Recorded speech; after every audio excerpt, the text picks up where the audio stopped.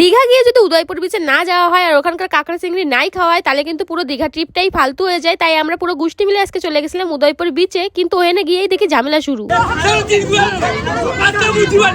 সেই সঙ্গে আজকেও বিকেল 5টার সময় হোটেল পুলে গিয়ে করলাম সবাই মিলে কাউতালিতে। চলো বেশি কথা না বলে পুরো ভিডিওটা প্রথম থেকেই শুরু করি। আজকে দীঘায় আমাদের দ্বিতীয় দিন, কিন্তু দীঘায় আসার পর থেকেই মরণের বৃষ্টি শুরু হয়ে গেছে। তাই সকাল সকাল বড়লোকি চাল দেখায় হোটেল থেকেই ব্রেকফাস্ট অর্ডার করে নিলাম। আর এই বৃষ্টি কমেই না, তারপর অনেক বেলায় রেডি হয়ে নিয়েছি বাইরে যাবো একটু খাওয়া দাওয়া করতে। আর আজকে আমার মনটা কিন্তু অনেক ভালো গাইস, কারণ আমার বর আজকে আইছে, কিন্তু এই বৃষ্টির জন্য আমরা যেতেই পারতেছি না। তাই এনে দাঁড়া একটু ফটো ভিডিও করে নিলাম, কি আর করবো। তারপরে ভাবলাম বৃষ্টি তো কমবে না, বৃষ্টির মধ্যেই আমাকে যেতে হবে। তাই টোটো ভাড়া করে বৃষ্টির মধ্যেই আমরা টোটোর মধ্যে উঠে গেলাম। দীঘায় আসার আগে আমরা অনেক প্ল্যান করে এসেছিলাম, এই দিন এখানে যাবো, ওই দিন ওখানে যাবো, এই করবো ওই করবো, এই ভিডিও করবো, কিন্তু এই মরণের বৃষ্টি সবকিছুই নষ্ট করে দিল। জানো তো আজকে প্ল্যান ছিল ভোরবেলায় প্রথমেই মোহনায় যাবো সূর্যোদয় দেখতে, কারণ রিঙ্কি নাকি 17-18 বার দীঘায় এসে কিন্তু একবারও মোহনায় যায়নি তার জন্য। আর তারপর যাবো উদয়পুর বিচে, কিন্তু এই বৃষ্টির জন্য মনে হচ্ছে কোনো কিছুই আর সম্ভব হবে না। কিন্তু কি আর করবো, তারপর হালকা ফুলকা গেলানোর জন্য চলে আসলাম নিমন্ত্রণে। কিন্তু আমাকে যে গোষ্ঠী, এই পুরো গোষ্ঠী টেবিলে গুছাই বসতেই টাইম লাগে গেল আধা ঘন্টা। তারপরে কে কি খাবে এই অর্ডার দিতেই লাগে গেল আরো আধা ঘন্টা। ভাবছিলাম তো সকালে ওরম খেয়ে এখন হালকা ফুলকা গেলবো, কিন্তু এনে বিরিয়ানি দিয়ে আমি আর সহ্য করতে পারলাম না। তাই আমিও এখন বিরিয়ানি অর্ডার দিলাম। আর এনে দাও আমাকে কোনো টেনশনই নেই, এখন 12টা বাজে, এরপর কি করবো কিছুই জানি না। আর এই মহারানীর একটুখানি দাও আমের চাটনি খাচ্ছে, তাও আবার চামচ দিয়ে কাটে কাটে, মানে বড় লোকে চাল যে কি করে দিতে হয় এরা ভালো করেই জানে। তোমরা ভাবছো এনে মৌরি আর মিশ্রি দেখাচ্ছি, কিন্তু না, দেখাচ্ছে এনে আমরা ফ্রিজ জিনিস কিছুই ছাড়ি না। খাওয়া দাওয়া তো সবই হয়ে গেল, কিন্তু এনে বৃষ্টি থামার কোনো নামই নেই। তাই সবাই মিলে এখন ডিসাইড করছে উদয়পুর বিচে যাবে কি যাবে না। কিন্তু আমাকে তিতলি এনে গো ধরে বসে রয়েছে যে ঝড় হোক বৃষ্টি হোক উদয়পুর বিচে যাবেই। তাই সবাই মিলে ডিসাইড করলাম যে যাওয়াই যাক, যা হবে ওখানে গিয়ে দেখা যাবে। টোটো ঠিক করে রওনা তো দিলাম, কিন্তু তখনও প্রচন্ড বৃষ্টি হচ্ছিল। তাই আমাদের একটাই ভয় ছিল উদয়পুর বিচে গিয়ে যদি দেখি তাবু টানায়নি বৃষ্টির জন্য, তাহলে আমরা কোথায় বসবো। কিন্তু গাইজ ওখানে গিয়ে আয়াম তো পুরো অবাক, চারিদিকে দেখি রঙিন আর রঙিন। তাই খুশির চোটে আমরা আমাকে র্যাম্প ওয়াকটা একটু হাঁটে নিলাম। তারপর বিচে নামতে না নামতে দেখি আরেক কাণ্ড, এনে তুমুল ঝামেলা বাঁধে গেছে।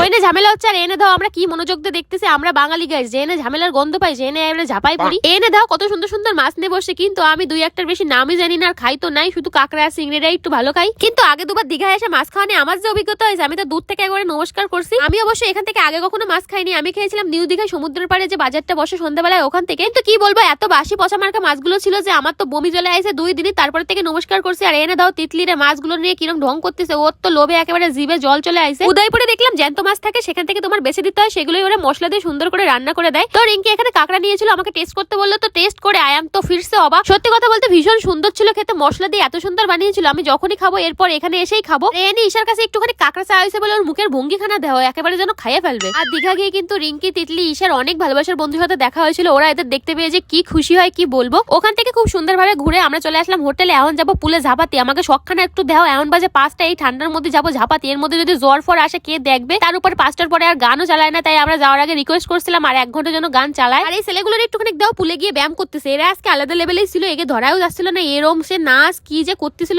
এরাই জানে। ও এতে জম্পে ঝাপানোর পর রুমে এসে আমরা আবার রেডি হয়ে গেছে। আমাদের যা এনার্জি কি বলবো, একটুখানি শরীরে কষ্ট নাই। টি হয়ে এনে উনো নিয়ে বসে পড়ছে খেলতে। আমি আর ঈশা নতুন নতুন শিখছি, আমাকে যে ভালো লাগতেছে উনো খেলতে, ওরা খেলতে চাচ্ছে না, আমরা জোর করে করে ওদের দিয়ে খেলাচ্ছি। তোমরা কে কে উনো খেলতে পারো অবশ্যই কিন্তু কমেন্ট করো। আর আমি তো এনে এসেই শিখছি, আমার ভীষণ ভালো লাগছে। আর পুলে এমন ঝাপাইছে যে আকাশদার পাই কাটে গেছে, টের পাইনি, এখন টের পাইছে, কি অবস্থা একটুখানি ভাবো। তারপর রেডি হয়ে আবার দীঘা বিচের উদ্দেশ্যে বেরোয় পড়ছে। আর এনে আমরা এত গোটা গোষ্ঠী যে একটা লিফটে একবারে ধরেই না, তাই 2বার করে লিফটে উঠে ফাইনালি চলে আসলাম দীঘা বিচে। আর এনে এসে দেখি কাকুটা কি সুন্দর আকাশের উঠে উড়াচ্ছে, আমার উড়াতে দিলে তো কার কপালে যে ফেলবো তার ঠিক নেই। তারপর শীতের মধ্যে গরম গরম আলু মাখাতে দেখে আমাদের সবার ফুচকা খেতে ইচ্ছা হলো, তাই চলে এসেছি ফুচকা খেতে। ফুচকা খেয়ে দিয়ে যাওয়ার সময় এক জায়গায় দেখছি সুন্দর একটা পাপি, ওর নাম ছিল পোগো। দেখো কি সুন্দর লাগছে, মনে হচ্ছে না কাছে গিয়ে একেবারে ধরি। তারপর হুট করে দেখি ঈশা আমাদের সবার জন্য অনেক সুন্দর সুন্দর কানের দুল নিয়ে এসেছিল, তো থ্যাংক ইউ ঈশা, খুব সুন্দর ছিল কানের দুলগুলো। আর বাজারের মধ্যে এই দোকানটায় আগে দিনে দেখছিলাম 99 টাকায় পিৎজার সাথে বার্গারের অফার দিচ্ছে, তো এত সস্তা দেখে আজকে তো আমরা পুরো সবাই মিলে ঝাপাই পড়ছি কে কি খাবে তাই এখন দেখতেছে। তো ওখান থেকে যে যার পছন্দ মতো খাবার নিয়েছি। এখন আমরা যাবো হোটেলে। আর খাবারগুলো আমরা কোথায় কোথায় যে নিছি তার ঠিক নেই, কেউ নিছি বগলের মধ্যে, কেউ নিছি আবার জামার ভিতরে, কেউ আবার প্যান্টের ভিতরে, মানে যে যেখানে পারছে সে সেখানে নিছে। খাবারগুলো নিয়ে আজকে হোটেলের সামনে দিয়ে এমন অ্যাটিটিউড দেখাতে আইছে যে কেউ কিছু জিজ্ঞাসাই করে নাই।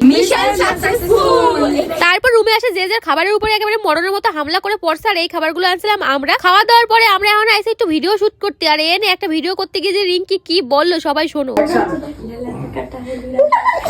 ও যে কি গাচ্ছিল আমরা কেউ বুঝতে পারিনি, কিন্তু ওর গার ধরনটা এত ভালো লাগছে যে সবাই হাসছে। আর এনে আমরা জামাই বাবুর একটুখানি সেবা করতেছি, তাই দেহে ওর কুটনি বোর চোখ একেবারে সরক গাছ। আর তারপরে বর্ষারে হাতে পায়ে বর্ষার উপর এরম হামলা করলো যে বর্ষার পাখানা আরেকটু হলেই ভাঙতো। তারপরে জামাই বাবুর দিল জম্বের দেওয়া। আর এইরকম হাসি ঠাট্টা মজার মধ্যে দিয়ে আজকের দিনটা আমাদের গেল। তো কেমন লাগলো ভিডিওটা অবশ্যই জানিও। আজকের মতো টাটা।